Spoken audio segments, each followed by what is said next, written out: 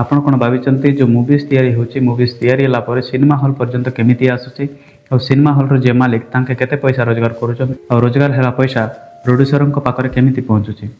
ଆପଣଙ୍କ ମନରେ ଏହିସବୁ ପ୍ରଶ୍ନର ବହୁତ ସାରା ଡାଉଟ୍ ଥିବ, ତ ଏହି ଭିଡ଼ିଓରେ କ୍ଲିୟର ହୋଇଯିବେ। ନମସ୍କାର ଦର୍ଶକ ବନ୍ଧୁ, ମୋ ନାଁ ହେଉଛି ଦେବବ୍ରତ ଆଉ ସ୍ୱାଗତ ଜଣାଉଛି ଆପଣମାନଙ୍କୁ ମୋର ୟୁଟ୍ୟୁବ୍ ଚ୍ୟାନେଲକୁ।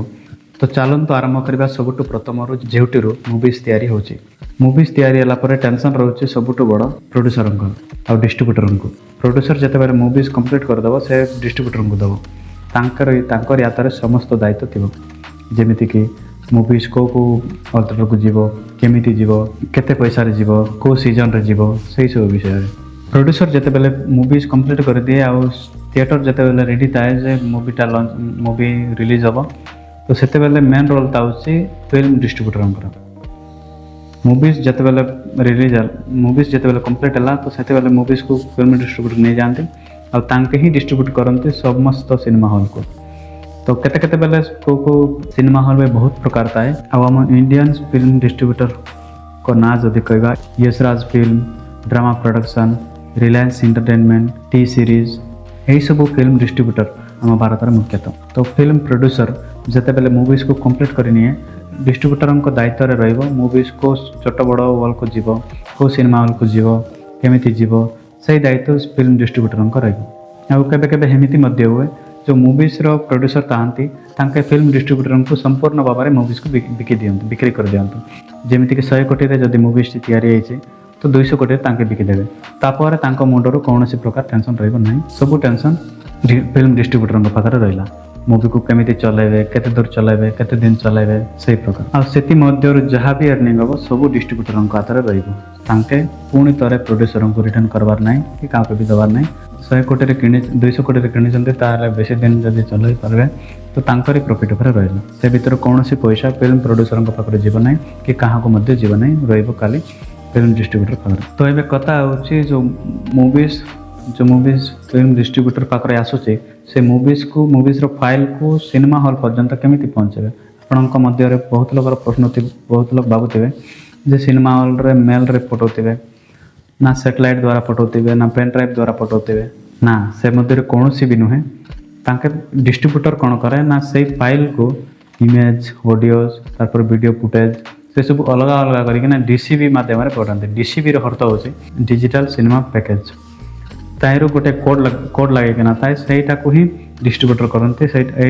ଏହା ହିଁ ହେଉଛି ଇଣ୍ଟରନ୍ୟାସନାଲ୍ ତରିକା, ଯେଉଁଟା ଆଗରୁ ଚାଲି ଆସୁଛି, ବହୁତ ପୁରୁଣା ଦିନଠୁ ଚାଲି ଆସୁଛି।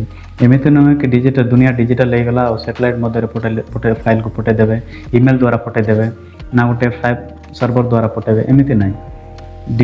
DCP ଦ୍ୱାରା ହିଁ ପଠାନ୍ତି ମୁଭିଜ୍ର ଫାଇଲ୍କୁ।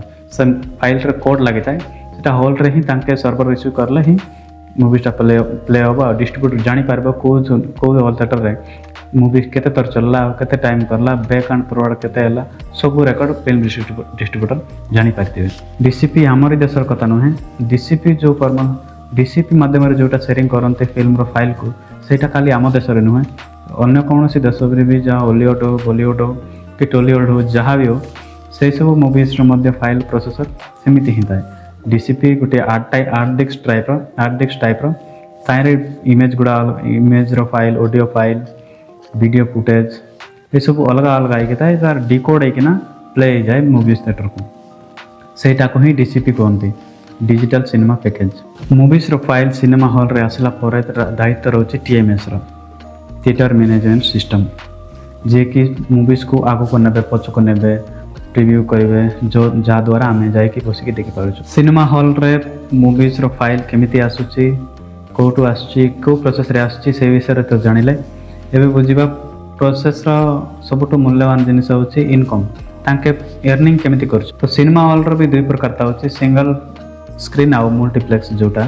ଯାହାକୁ ଆମେ ବଡ଼ ଟାଉନ୍ରେ ଯଦି ମୁଭିଜ୍ ଦେଖିବା, ସେଥିରେ ମଲ୍ଟିପ୍ଲେକ୍ସ ଥିବ, ସିଙ୍ଗଲ ସ୍କ୍ରିନ୍ର ତ ଲୋକାଲ୍ ଟାଉନ୍ ମାନଙ୍କରେ ଥାଉଛି। ବେଶୀ କରି ଟାଉନ୍ ଗୁଡ଼ାକରେ ମଲ୍ଟିପ୍ଲେକ୍ସ ଥିବ। ତ ସିଙ୍ଗଲ ସ୍କ୍ରିନ୍ ସିନେମା ହଲ୍ର ଯଦି କଥା କହିବା, ଯାହା ବି ପଇସା ଏର୍ଣ୍ଣିଂ ହେଉଛି, ତାହିଁରୁ 20ରୁ 30% ସିନେମା ହଲ୍ ଥିଏଟର ପାଖରେ ରହିବ, ଆଉ ବାକି ଯେଉଁ 70ରୁ 80% ସେଇ ପଇସା ଡିଷ୍ଟ୍ରିବ୍ୟୁଟର ଆଉ ପ୍ରୋଡ୍ୟୁସରଙ୍କ ପାଖରେ ଯିବ। ସେଇ ପ୍ରକାର ମଲ୍ଟିପ୍ଲେକ୍ସର ବି ତାଙ୍କର ବି ଅଲଗା ରୋଲ୍ ଥାଉଛି। ଯେମିତିକି ଯେତେ ପଇସା ହେର୍ନିଂ କଲେ ତାହିଁରୁ 30ରୁ 40% ପଇସା ହଲ୍ ପାଖରେ ରହିବ, ଯିଏକି ସିନେମା ହଲ୍ ମ୍ୟାନେଜର, ଆଉ ବାକି 60ରୁ 70% ଫିଲ୍ମ ଡିଷ୍ଟ୍ରିବ୍ୟୁଟର କିମ୍ବା ପ୍ରୋଡ୍ୟୁସର ତାଙ୍କ ମଧ୍ୟରେ ବିଭକ୍ତ ହେବ। ଏବେ କଥା ହେଉଛି ମୁଭିଜ୍ ଯଦି ପ୍ରଥମ ସପ୍ତାହରୁ ଦ୍ୱିତୀୟ ସପ୍ତାହ, ତୃତୀୟ ସପ୍ତାହ ଏମିତି ଗଡ଼ି ଗଡ଼ି ଚାଲିଲା, ତ ଇନକମ୍ ତାଙ୍କର ଯେଉଁ ଜାଗାରେ 20ରୁ 30% ରହୁଥିଲା ସେଇ ଜାଗାରେ ଦ୍ୱିତୀୟ ସପ୍ତାହ ଯଦି ହେଇଗଲା ତାହେଲେ 40ରୁ 50% ହଲ୍ ବାଲା ସିନେମା ହଲ୍ ପାଖରେ ରହିଯିବ। ଏହାଦ୍ୱାରା ସମ୍ପୂର୍ଣ୍ଣ ଜାଣି ହେଉଛି ଯେ ଯେକୌଣସି ବି ମୁଭି ରିଲିଜ୍ ହେଲା ଦିନଠୁ ଯେତେ ଲମ୍ବା ସମୟ ଯାଏ ହଲ୍ରେ ଚାଲିବ ସେତେ ହିଁ ହଲ୍ ବାଲାର ପ୍ରଫିଟ୍ ଥିବ, ଏର୍ନିଂଟା ବଢ଼ି ବଢ଼ି ଯାଉଥିବ। ତ ଆଶା କରୁଛି ଆପଣମାନଙ୍କୁ ଏ ଭିଡ଼ିଓଟି ଭଲ ଲାଗିଥିବ। ଯଦି ଆପଣଙ୍କୁ ଭଲ ଲାଗିଛି ଚ୍ୟାନେଲକୁ ସବସ୍କ୍ରାଇବ୍ କରିବେ ଆଉ ଲାଇକ୍ ମଧ୍ୟ କରିବେ। ଧନ୍ୟବାଦ।